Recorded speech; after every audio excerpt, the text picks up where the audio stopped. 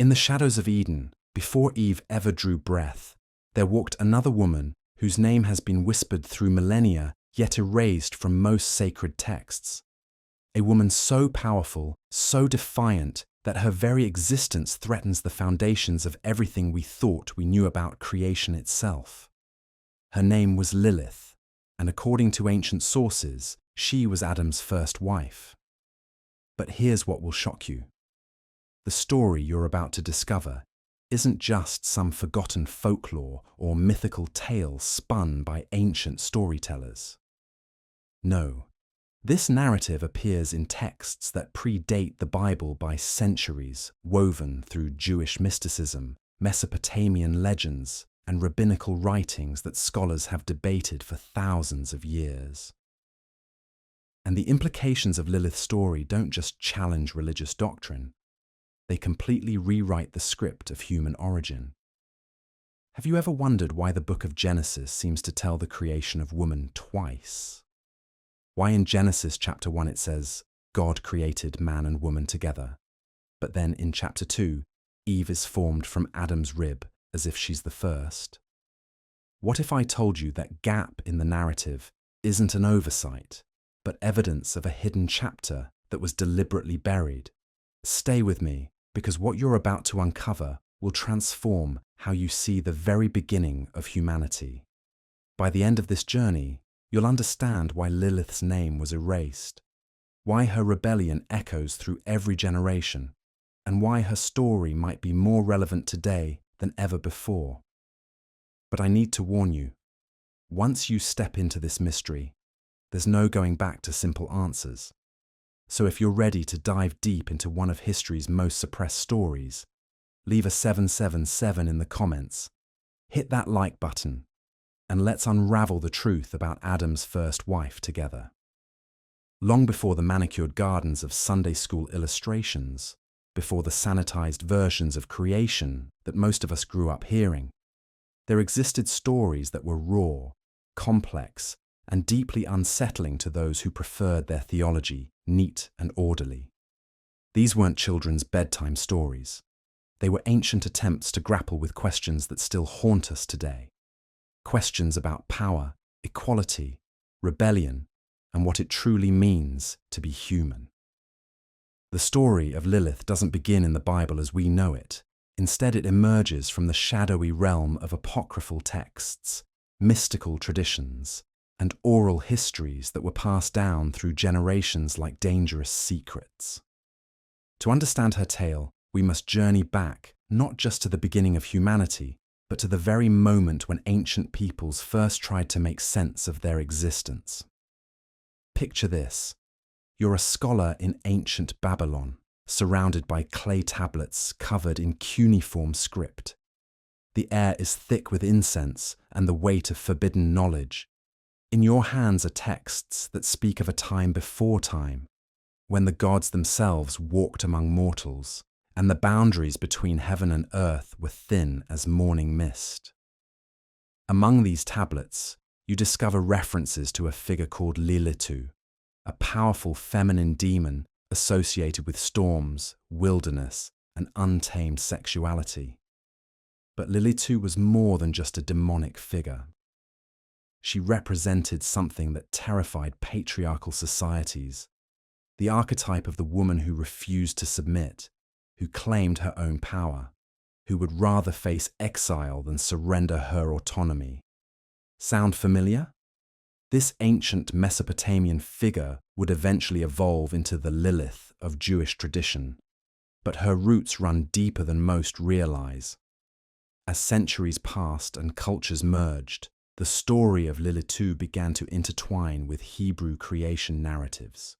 Jewish scholars, grappling with apparent contradictions in their own sacred texts, found in this ancient figure a way to explain the unexplainable. But they also found something dangerous, a mirror that reflected uncomfortable truths about power, gender, and divine authority. The transformation wasn't accidental. When ancient peoples encountered stories that challenged their worldview, they had choices. They could ignore them, destroy them, or reshape them to serve their purposes. The story of Lilith represents all three responses, a narrative that was simultaneously preserved, suppressed, and transformed depending on who was telling it and why. In the mystical traditions of Judaism, particularly in texts like the Alphabet of Ben Sira, written sometime between the 8th and 10th centuries, Lilith's story takes on new dimensions. Here, she isn't just a demon lurking in the wilderness. She becomes the first woman, Adam's equal, created from the same earth and endowed with the same divine breath. But equality, as the story reveals, was not what the cosmic order had in mind. According to these traditions, Lilith and Adam were created simultaneously, neither before the other, neither superior nor inferior. They were partners in the truest sense, two halves of humanity's beginning. But partnership requires negotiation, compromise, and mutual respect. And it was here, in the most intimate moments of their relationship, that the first great conflict of human history allegedly began. The ancient texts speak delicately but clearly about their disagreement. Lilith refused to assume what she saw as a submissive position during their physical union. She argued that since they were both created from earth, neither should dominate the other. Adam, however, insisted on his supremacy, claiming authority over her by virtue of being male. The argument that followed wasn't just a domestic dispute, it was a philosophical battle over the nature of equality, authority, and divine intention. Can you imagine the cosmic implications of this moment? Here were the first two human beings, perfect creations in a perfect world, unable to find harmony because of a fundamental disagreement about power. Lilith's position was logical, even revolutionary. If they were truly equals in creation, why should she submit? If they both carried the divine spark, why should gender determine hierarchy? But Adam, according to the tradition, could not accept this reasoning. Perhaps he had already been influenced by the cosmic order that placed hierarchy above harmony. Perhaps he genuinely believed that male authority was divinely ordained. Or perhaps he was simply the first man to discover that equality feels like oppression to those accustomed to privilege. The standoff between them grew more intense. Neither would yield. Lilith, growing frustrated with Adam's intransigence, did something that would echo through every generation that followed. She spoke the ineffable name of God, the secret word of power that could reshape reality itself. And with that word on her lips, she rose from the earth and flew away from Eden. Think about the audacity of that moment. Lilith didn't just walk away from an argument. She didn't storm out or demand a divorce. She invoked the most sacred power in existence to claim her freedom. She became the first being in creation to choose exile over submission, independence over security. In that single act, she established a precedent that would terrify authorities for millennia to come. Adam, suddenly alone in paradise, experienced perhaps the first male heartbreak in history. But his response wasn't to reflect on what had driven her away, or to consider whether her demands for equality might have been reasonable. Instead, he did what countless men would do after him. He complained to a higher authority. According to the mystical texts, Adam cried out to God about his predicament. He had been given a companion, but she had abandoned him. He had tried to establish order, but she had chosen chaos. He wanted her back, but only on his terms. The divine response to this crisis reveals something profound about how ancient peoples understood the relationship between earthly and heavenly authority. God didn't rebuke Adam for his failure to find compromise. God didn't suggest that perhaps Lilith's desire for equality deserved consideration. Instead, the divine response was to send 3 angels, Senoi, Sansonoi, and Semangeloth, to bring Lilith back to Eden. But their mission came with a chilling ultimatum: return willingly or face consequences beyond imagination. The angels found Lilith by the Red Sea, a location heavy with symbolic meaning. The Red Sea was the place of crossing, of transformation, of passage between slavery and freedom. It was fitting that Lilith, the first refugee from patriarchal authority, would make her home in such a place. But her freedom came at a cost that even she might not have anticipated. When the angels delivered their message, Lilith's response revealed the depth of her conviction. She refused to return to a paradise that demanded her submission. She would rather face divine wrath than surrender her autonomy.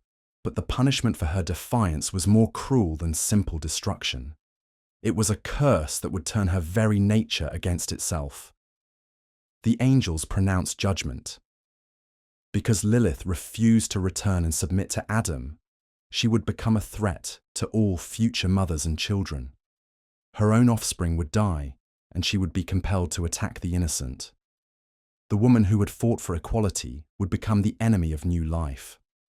The rebel who sought freedom would be transformed into the very monster that parents would fear in the darkness. But even in accepting this terrible fate, Lilith negotiated. She agreed to spare any child protected by the names or images of the three angels who had pronounced her doom. In this small mercy, we see perhaps the last glimpse of the woman she had been before exile transformed her into something else entirely. And so Lilith vanished from the official narrative of creation, replaced by Eve, a woman fashioned from Adam's rib, and therefore, according to the logic of the story, naturally subordinate to him. Eve would be the mother of all living, the woman whose submission enabled the continuation of the human race. But Lilith became something else, a shadow figure who haunted the edges of human consciousness, representing every woman who refused to accept the role assigned to her. The implications of this ancient narrative extend far beyond religious doctrine. In Lilith, we find the archetypal rebel, the feminine force that refuses domestication, the part of human nature that chooses exile over submission. Her story raises questions that echo through every generation. What price are we willing to pay for equality? How do we balance individual autonomy with collective harmony? And what happens when the desire for freedom conflicts with the demand for order? But there's more to this story than ancient mythology. The figure of Lilith didn't disappear with the rabbinical texts that preserved her tale. Instead, she evolved, adapted, and found new expression in each era that rediscovered her narrative. From medieval demonology to Renaissance art, from romantic poetry to modern feminism, Lilith has been continuously reinvented to serve the needs of those who found in her story a reflection of their own struggles. In the medieval period, as Christianity solidified its grip on European consciousness, Lilith underwent a transformation that would cement her reputation as humanity's most dangerous feminine archetype. The Church Fathers, those architects of theological orthodoxy, found in her story both a convenient explanation for evil and a powerful weapon against any woman who dared step outside prescribed boundaries. Picture the dimly lit scriptoriums, where monks labored over illuminated manuscripts, their quills scratching across parchment as they recorded the official version of human origins. But in the margins of these same texts, in the whispered conversations between scholars, Lilith's name persisted like smoke that refuses to dissipate. She had become the Shadow Eve, the anti-mother, the woman who chose damnation over domestication. Medieval demonologists expanded her legend with terrifying creativity. They described her as a succubus who visited men in their dreams, stealing their seed to birth demonic offspring. They claimed she was the queen of demons, ruling over legions of fallen spirits from her throne, in the wastelands beyond civilization.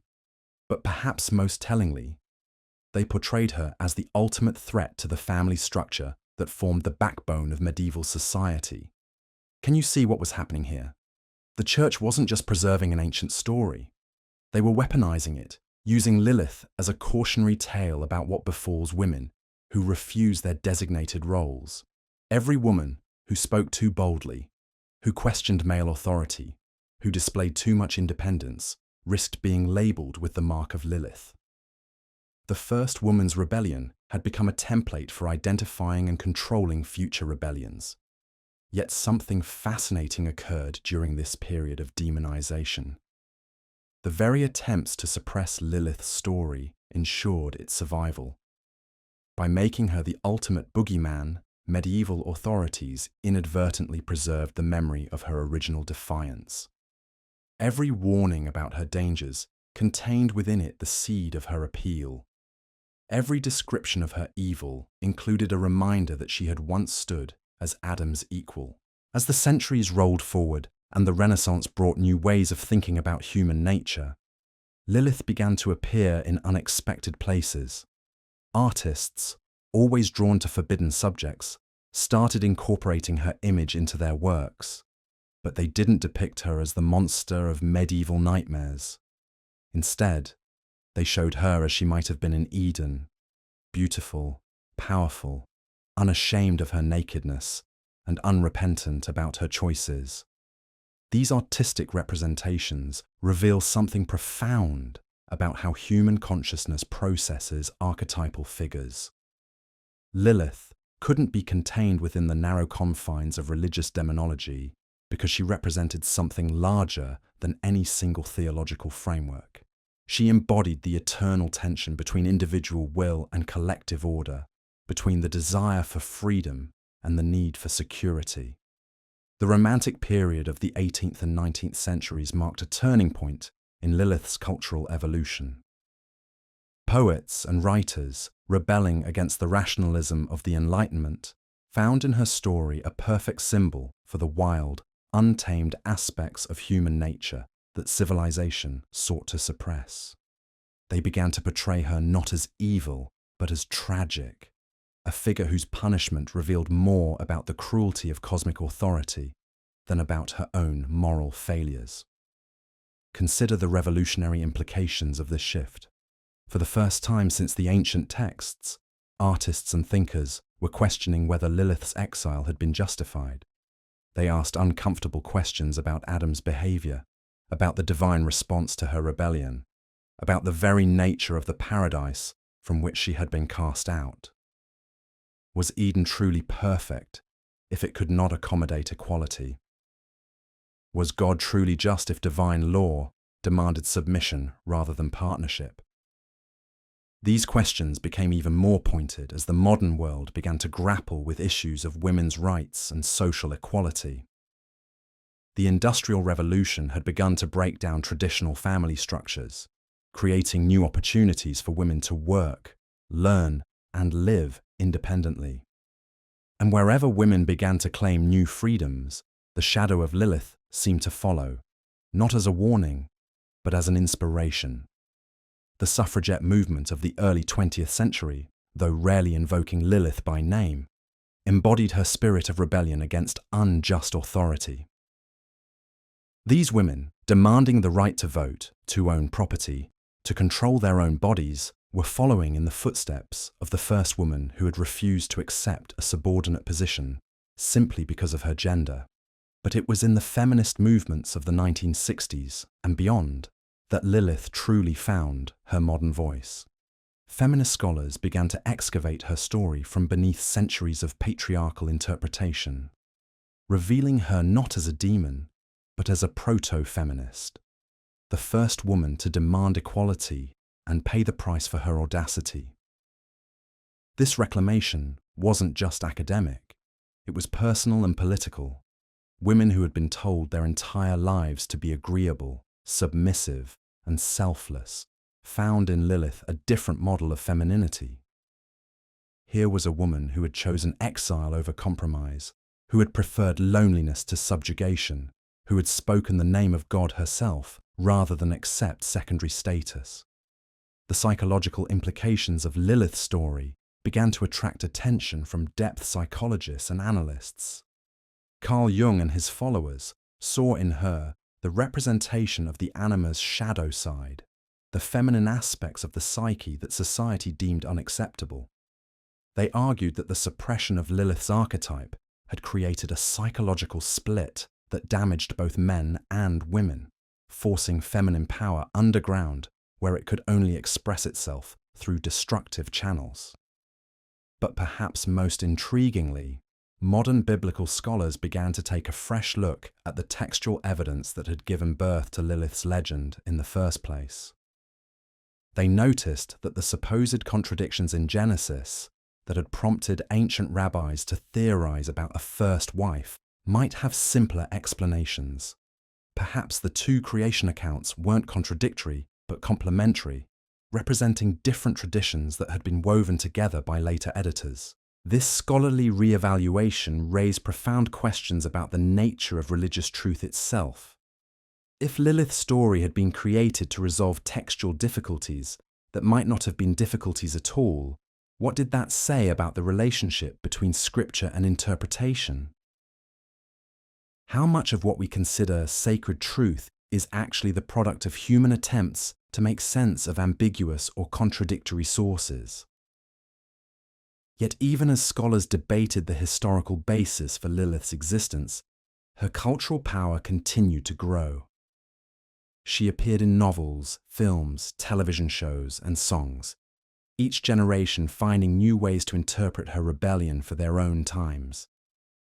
Sometimes she was portrayed as a victim of cosmic injustice, sometimes as a powerful goddess reclaiming her rightful place, sometimes as a complex figure who embodied both creative and destructive potential.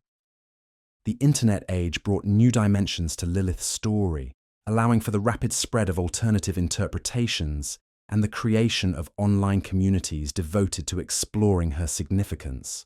Suddenly, anyone with a computer could access ancient texts, compare different versions of her legend, and contribute their own understanding to the ongoing conversation about her meaning. What emerged from this digital renaissance was a recognition that Lilith's story had never been fixed or final.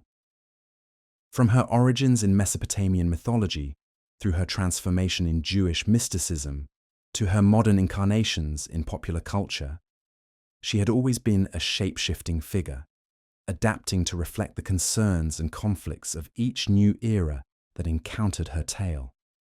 This adaptability suggests something profound about the human need for archetypal figures who embody our deepest conflicts and desires. Lilith persists not because her story is historically accurate, but because it addresses eternal questions about power, freedom, sexuality, and the price of rebellion. She represents the part of human nature that refuses to be tamed, the voice that asks why things must be as they are, the force that chooses truth over comfort, even when the consequences are severe. In our contemporary moment, as debates about gender equality, sexual autonomy, and individual rights continue to reshape society, Lilith's relevance seems only to grow. Her ancient rebellion speaks to anyone who has ever felt pressured to accept a role that diminished their humanity, anyone who has chosen difficult truth over comfortable lies, anyone who has discovered that paradise itself can become a prison when it demands the surrender of authentic selfhood. But her story also carries warnings that resonate in our current cultural moment. The price of rebellion, as Lilith discovered, can be isolation, demonization, and the transformation of one's very nature. The choice to reject unjust authority often comes with consequences that extend far beyond the individual rebel, affecting relationships, communities, and future generations in ways that cannot be foreseen or controlled.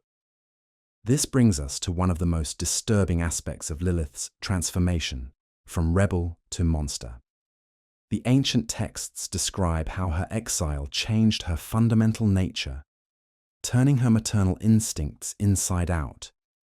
Where she might have been a mother to humanity alongside Adam, she became instead the enemy of motherhood itself. The woman who had fought for equality became the force that threatened the most vulnerable members of society.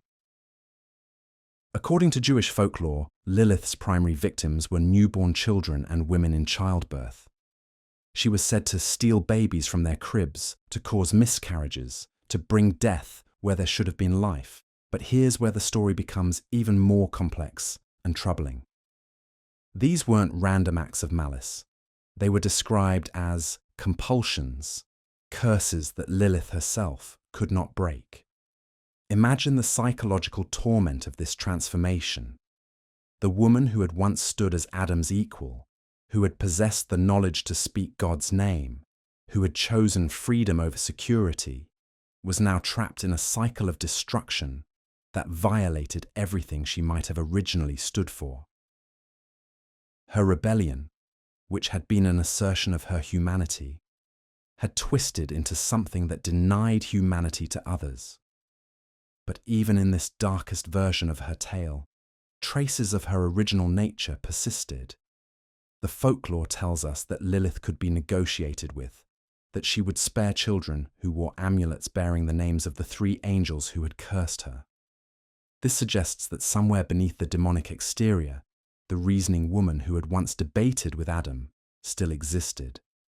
She was bound by agreements, responsive to proper protection, capable of mercy when approached correctly. What does this tell us about the nature of rebellion and its consequences? Perhaps that the price of defying unjust authority isn't just personal exile, but a fundamental alteration of one's place in the cosmic order. Lilith's story suggests that once you step outside the boundaries of acceptable behavior, you risk being redefined entirely by those who remain within those boundaries. You become not just an outsider, but the embodiment of everything the insiders fear about stepping outside themselves. This transformation reveals something crucial about how societies deal with figures who challenge their fundamental assumptions. Rather than engage with the substance of Lilith's complaint about equality, the narrative transforms her into a threat so terrible that her original grievance becomes irrelevant. Who cares whether she had a valid point about submission when she's now stealing babies? The demonization serves to close off the very conversation her rebellion had tried to open. Yet the persistence of her story across cultures and centuries suggests that this strategy of containment was never fully successful. Each generation that encountered Lilith's tale had to grapple with the uncomfortable questions it raised. If she was truly evil from the beginning, why did God create her? If her rebellion was unjustified, why did it take divine intervention to stop her? If Adam was truly her superior, why couldn't he convince her through reason rather than authority? The medieval period saw these questions become particularly acute as Christian theology struggled to reconcile the existence of evil with the concept of an all-good, all-powerful God. Lilith's story provided a convenient explanation for the origin of certain types of evil, particularly those associated with sexuality and feminine power. But it also created new theological problems. If God had created Lilith as Adam's equal, what did that say about divine intention regarding gender roles? Some medieval scholars attempted to resolve this by arguing that Lilith had been a test, a way for God to demonstrate to Adam the importance of hierarchy and submission. According to this interpretation, her rebellion and exile were always part of the divine plan, necessary steps in preparing Adam for the more compliant Eve. This reading made Lilith into a kind of rough draft of womanhood, discarded once her pedagogical purpose had been served.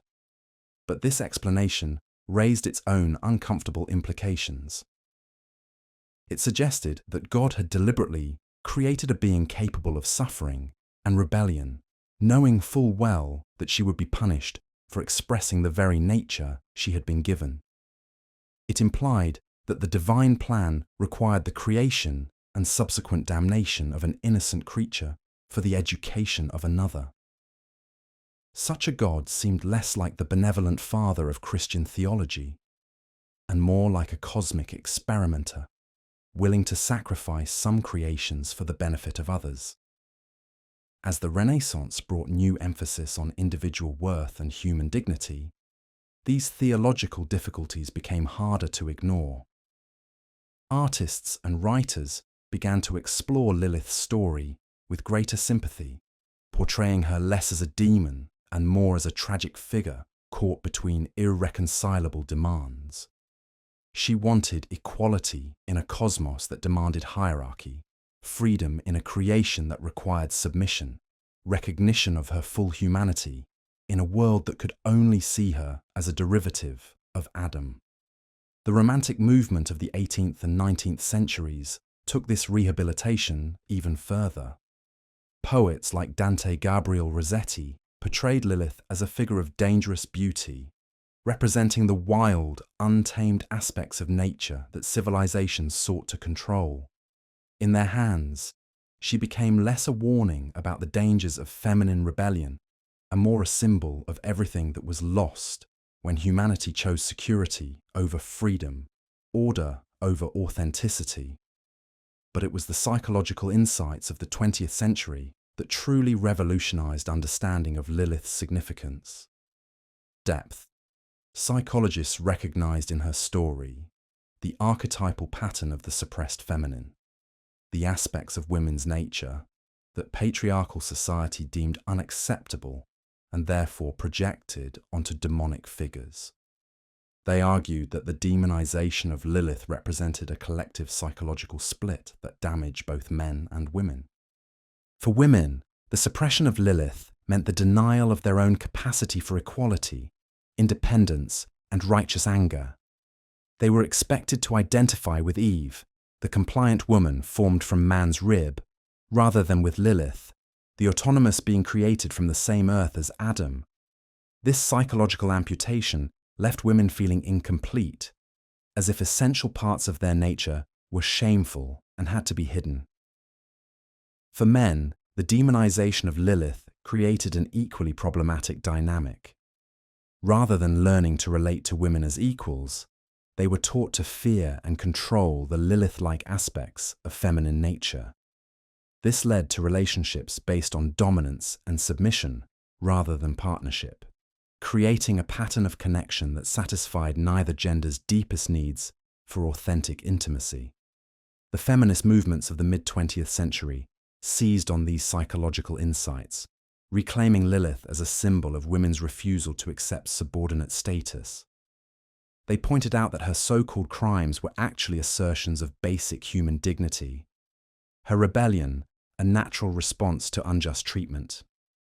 In their reading, Lilith became not the first sinner, but the first feminist, not humanity's enemy, but its liberator. This reclamation wasn't without controversy. Critics argued that celebrating Lilith meant glorifying rebellion against divine authority, promoting sexual licentiousness, and abandoning the family structures that held society together. They warned that the feminist embrace of Lilith would lead to the same chaos and destruction that her original rebellion had supposedly unleashed. But supporters of Lilith's rehabilitation pointed out that these fears revealed more about the fragility of systems based on inequality than about any inherent danger in her story.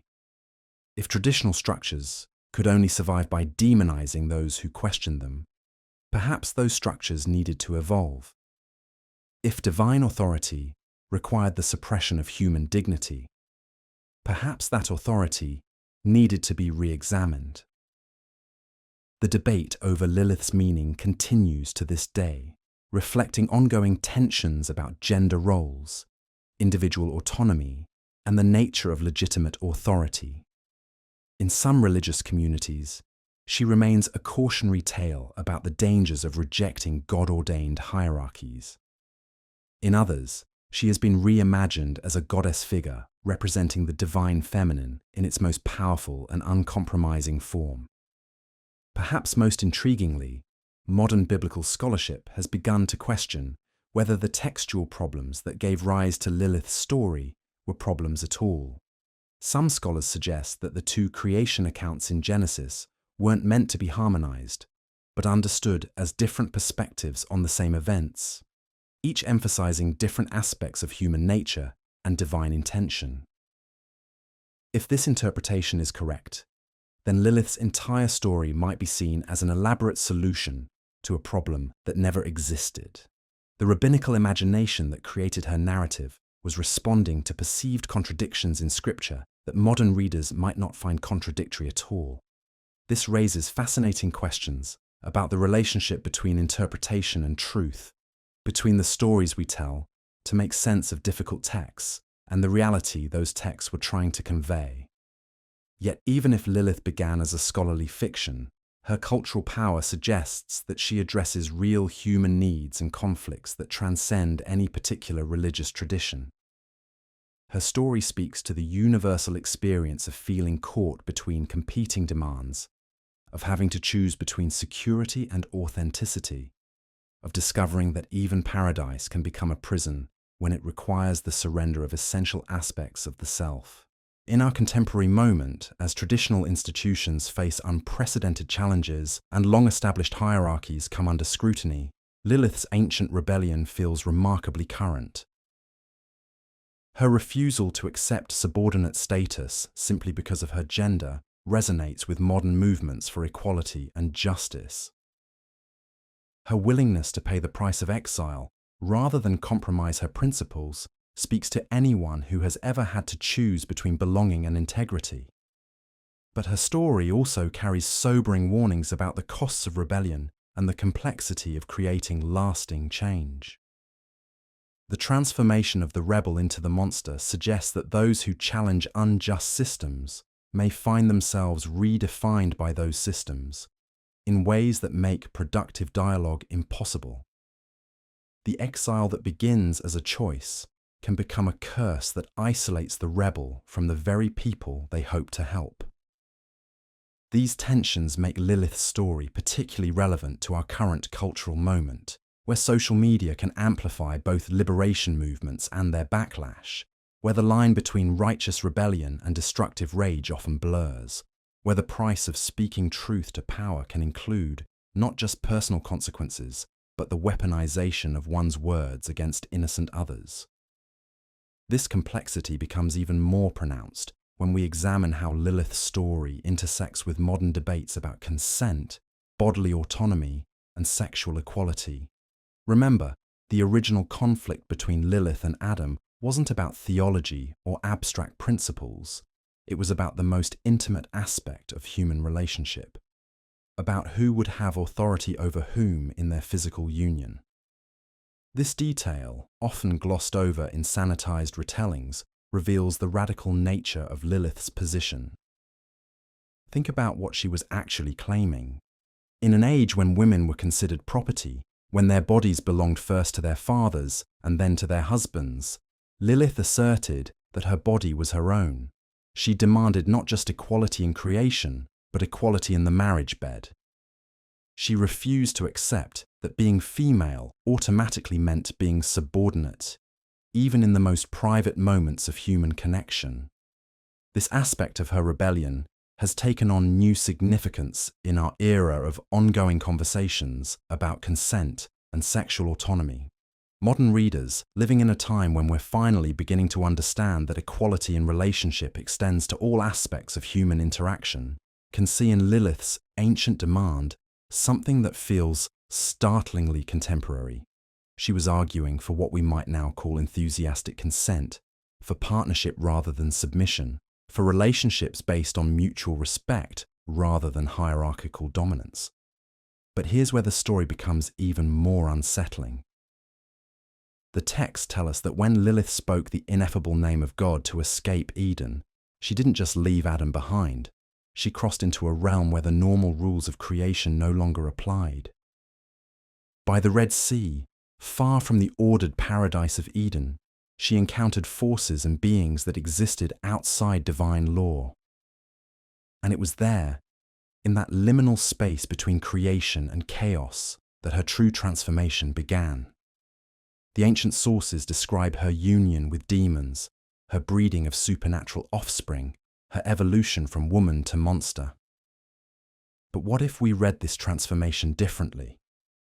What if her supposed consorting with demons represents something else entirely?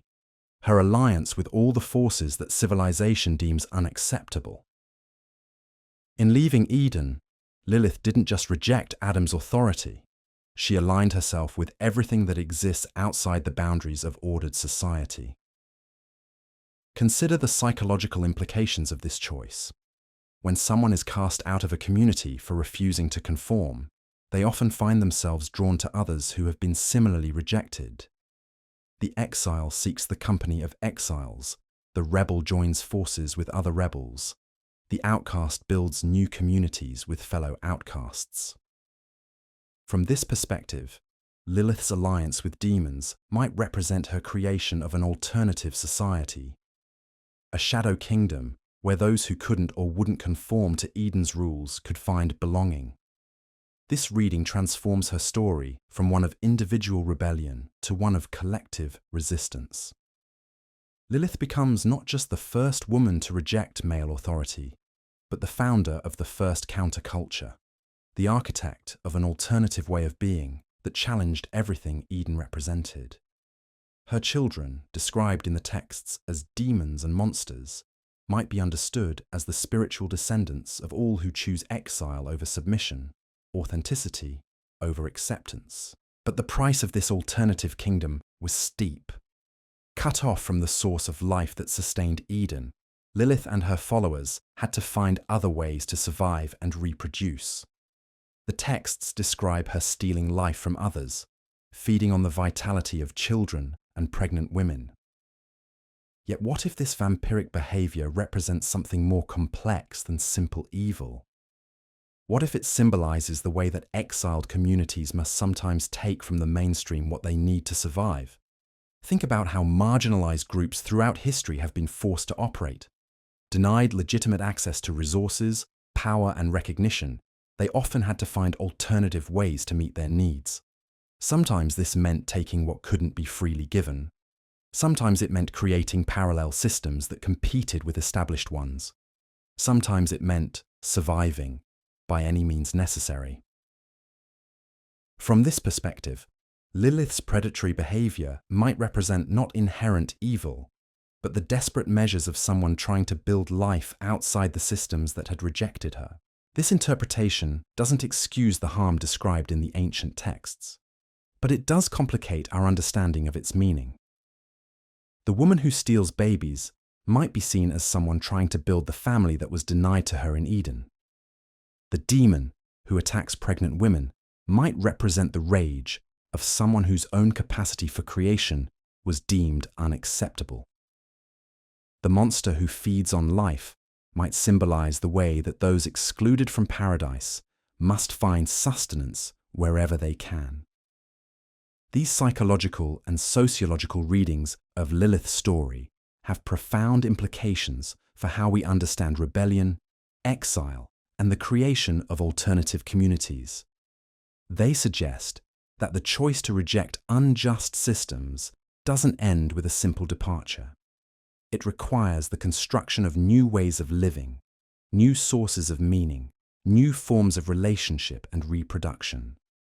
And these alternatives, born from exclusion and shaped by resistance, may bear little resemblance to what was left behind. The medieval period understood this dynamic well, which is why church authorities were so concerned about heretical communities that sprang up on the margins of Christian society. These groups, often led by charismatic women who claimed direct revelation from God, represented the same threat that Lilith embodied in the ancient texts. They offered alternative ways of understanding divine will, different models of spiritual authority, competing visions of how human communities should be organized. The Church's response to these groups followed the same pattern as the divine response to Lilith. First came attempts at negotiation and return, offers of forgiveness if the rebels would submit to proper authority. When these failed, came persecution, demonization, and ultimately, destruction. The history of medieval heresy reads like 1,000 variations on Lilith's story. Each community that dared to claim spiritual independence eventually crushed by the weight of orthodox authority. But just as Lilith's story survived, despite attempts to contain it, the impulse towards spiritual rebellion continued to manifest in new forms. The Protestant Reformation, with its emphasis on individual conscience and direct relationship with God, carried echoes of Lilith's ancient claim to speak the divine name herself. The Enlightenment's celebration of reason over authority reflected her refusal to accept Adam's dominance simply because he claimed it. The democratic revolutions that swept across the world in the 18th and 19th centuries embodied her insistence that legitimate power required consent rather than submission.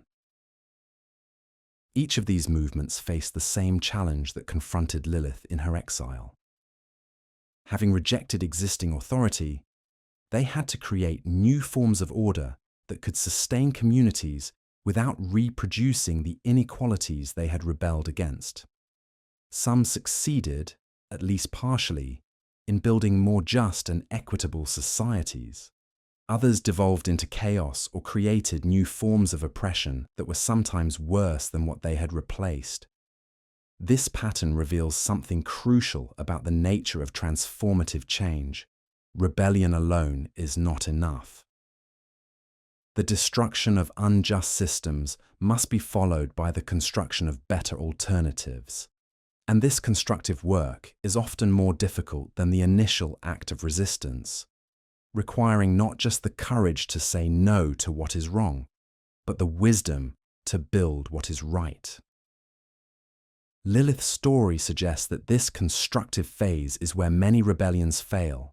Cut off from the sources of life and meaning that sustain the old order, rebels often find themselves forced into increasingly desperate measures to survive. The very act of resistance that began as an assertion of human dignity can transform into something that denies dignity to others. The exile that started as a choice can become a curse that traps the rebel in cycles of destruction. This dynamic helps explain why Lilith's image has been so malleable throughout history. In periods when rebellion seemed necessary and just, she was portrayed as a heroic figure, the first feminist standing up to patriarchal oppression. In times when social order felt fragile and threatened, she became a cautionary tale about the chaos that follows the rejection of legitimate authority. Her story could support both revolutionary and conservative narratives because it contained elements that spoke to both perspectives. The psychological implications of this flexibility are profound. Lilith represents not just a historical or mythical figure, but an archetypal pattern that exists within human consciousness itself.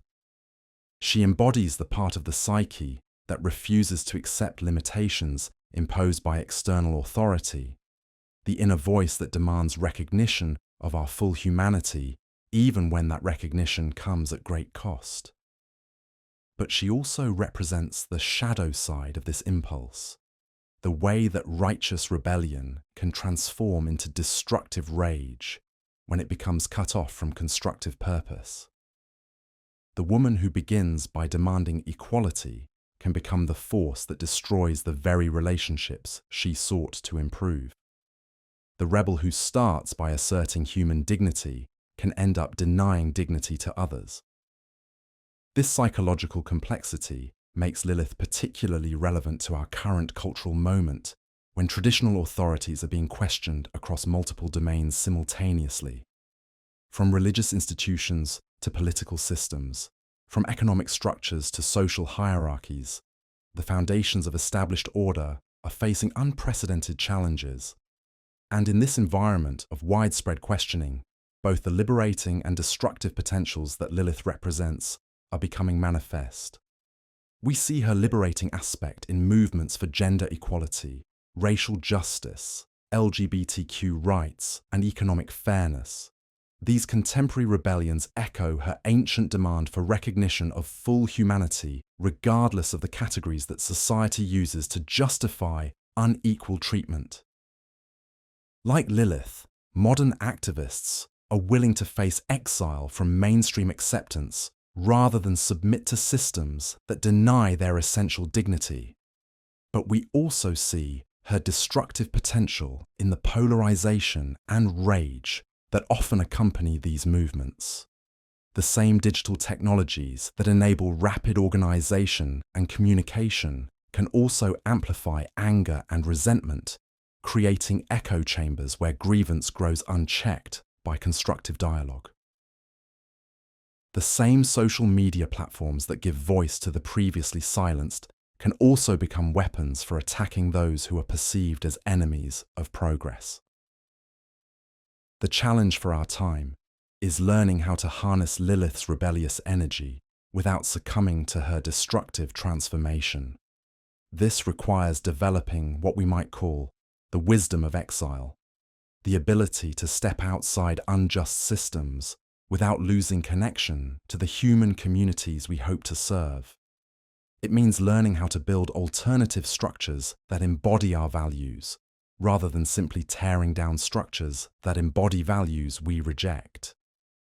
Most importantly, it requires recognizing that the price of meaningful change often includes temporary exile from the very communities we most want to influence. Like Lilith, those who challenge fundamental assumptions about how society should be organized may find themselves cast as demons by those who benefit from existing arrangements. The question is whether they can maintain their humanity and constructive purpose despite this demonization, or whether they will be transformed by exile into the very monsters their opponents claim them to be. The answer to this question may determine not just the fate of individual rebels, but the future of human civilization itself. Because as we stand at the crossroads of unprecedented global challenges, from climate change to technological disruption to the breakdown of democratic institutions, we need the courage that Lilith represents. We need people willing to speak truth to power, to demand fundamental changes in how we organize society, to choose exile over complicity with systems that threaten our collective survival. But we also need the wisdom to learn from her mistakes. We need to understand that rebellion without construction leads to destruction, that anger without love becomes hate, that the fight for justice can become a war against humanity itself if we lose sight of what we're fighting for. This brings us to perhaps the most profound question that Lilith's story raises for our contemporary moment.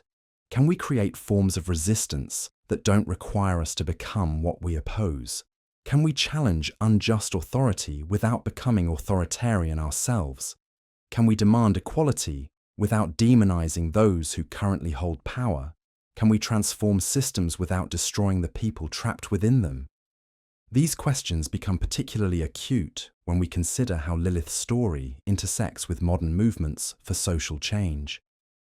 Every generation seems to rediscover her rebellion and claim it as their own, but they also risk repeating her tragic transformation from liberator to destroyer. The suffragettes who chained themselves to Parliament gates, the civil rights activists who faced fire hoses and police dogs, the environmental protesters who block pipelines and occupy forests, all carry within them both the promise and the peril that Lilith represents. The promise is the possibility of fundamental transformation, the hope that human beings don't have to accept injustice simply because it has always existed. The peril is the risk of becoming so consumed by the fight that they lose connection to the love that originally motivated their resistance. The exile that begins as a strategic choice can become a psychological prison that traps rebels in cycles of rage and resentment. Yet perhaps this is where our understanding of Lilith's story can evolve beyond the ancient texts that first preserved it. Those texts, written in cultures that saw hierarchy as natural and rebellion as inherently dangerous, could only imagine her transformation in negative terms. But what if her exile represents not a curse, but a necessary stage in human evolution?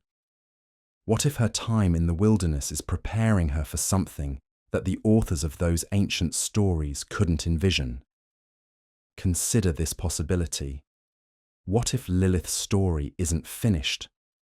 What if the woman who spoke God's name and flew from Eden on wings of rebellion is still out there, still learning, still growing, still preparing for a return that will transform not just herself, but the paradise she left behind? What if her encounter with the forces beyond civilization's boundaries has taught her something that neither Adam nor the angels who cursed her could understand? This reading suggests that exile isn't always punishment. Sometimes it's education. Sometimes those who are cast out of existing systems return with knowledge and perspectives that couldn't be gained from within.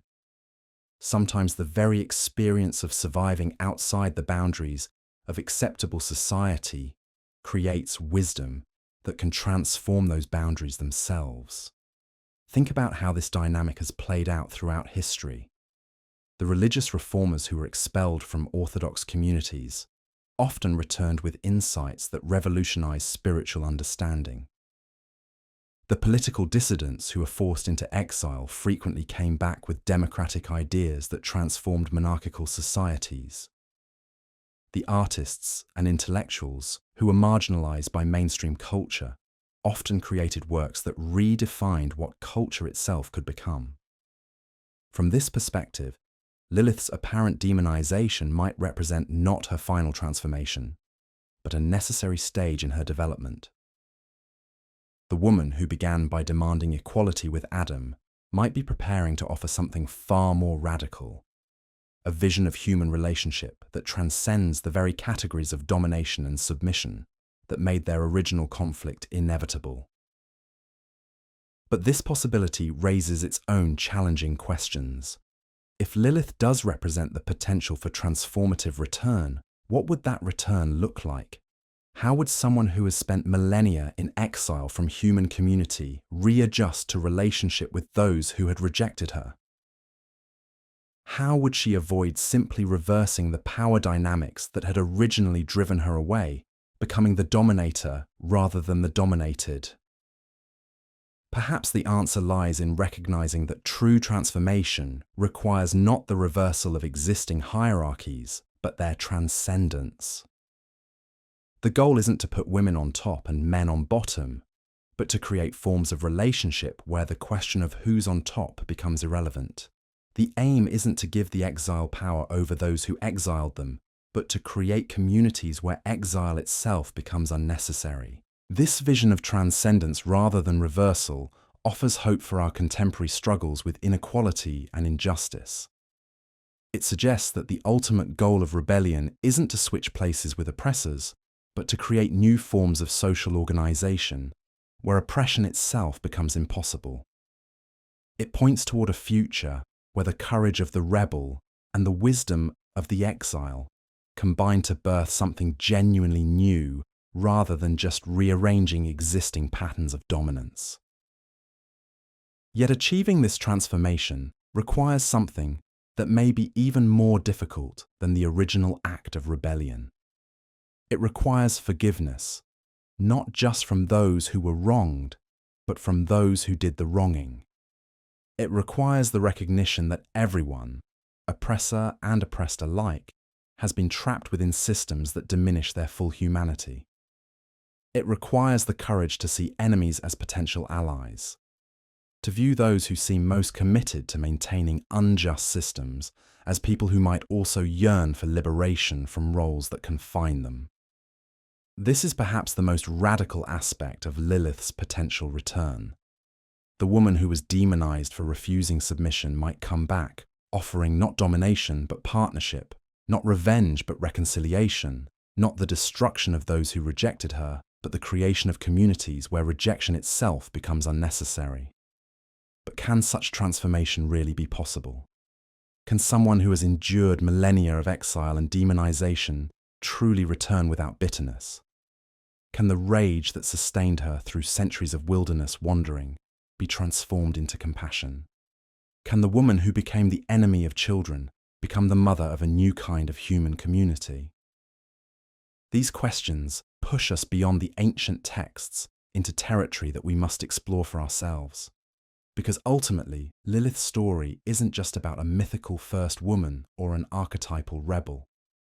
It's about the potential that exists within each of us to choose exile over submission, truth over comfort, transformation over security. It's about the courage required to speak our own ineffable names, to claim our own divine authority, to fly from paradises that demand the surrender of our essential selves. But it's also about the wisdom needed to make that exile meaningful, to transform the experience of rejection into preparation for return, to use the time in the wilderness to develop not just the strength to resist, but the love to rebuild. It's about learning how to become fully ourselves without losing connection to the human community we ultimately serve. In the end, perhaps Lilith's greatest gift to us isn't her example of rebellion, but her demonstration of the ongoing nature of human transformation. Her story reminds us that we are not fixed beings, trapped within predetermined roles, but dynamic creatures capable of fundamental change. We can choose to leave systems that diminish us. We can survive in the wilderness beyond civilization's boundaries. We can learn from forces that mainstream society fears and rejects. And perhaps most importantly, we can return.